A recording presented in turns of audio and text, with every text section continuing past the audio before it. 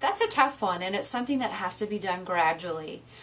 With kids, usually they're not going to be too excited about trying new foods. So what you can do is start incorporating new foods into their diet. So for example, for breakfast, say if they eat sugary cereals, what you could do is make them some good Irish oatmeal and put some honey in it, some raisins, some nuts, some almond milk. Make it really yummy.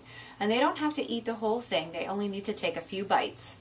And they can still eat their other things, eat their cereal, but just encourage them to try new things. If you're used to giving your kid peanut butter and jelly on white bread with chips every day, then switch to popcorn, maybe instead of potato chips.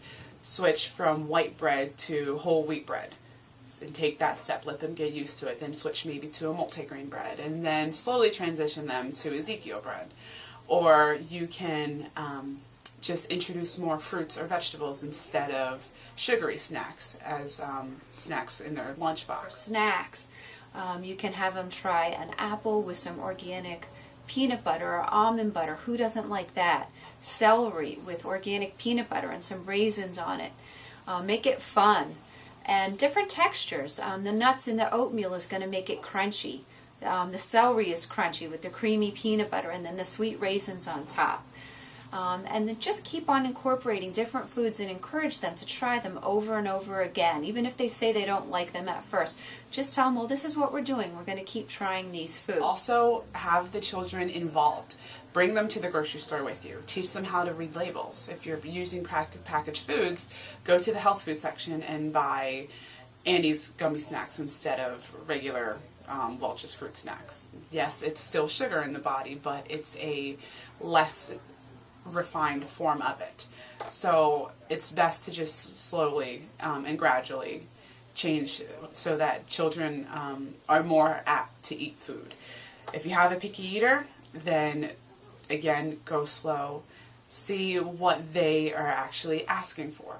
If they love fruit, then start giving them fruit, but add an all-natural peanut butter to it. I think that what happens with kids is they get so used to a certain taste in their mouth, whether it be sugary or salty or chemically even, and they get used to that taste and that becomes the norm, and then that's what tastes good for them.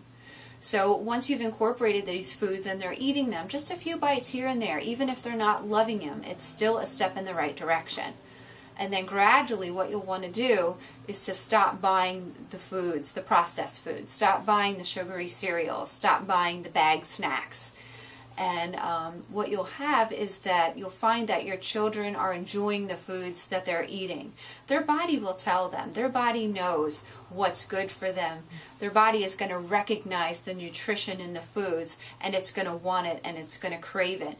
And they're going to stop wanting the processed food. Take your time and know that you're not depriving your children. Don't be sad because they want to eat the foods that other kids are eating, because in the long run you're doing them, and not only them, but your grandchildren a favor. Our children's dietary habits determine the health of their children, so we want to make sure that we establish good healthy habits at an early age. So take some small steps, but also be the parent.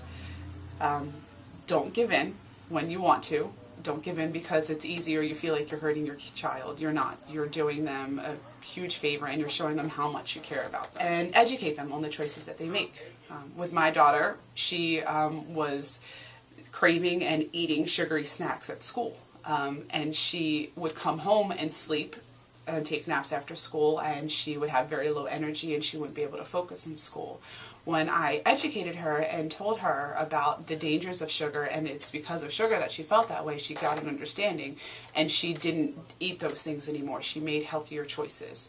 So by her understanding why she should make those healthy choices, it made her much more amiable to making the tougher choices with food. You don't want to get into a fight with your child over it. You want to make it a positive change and a gradual change.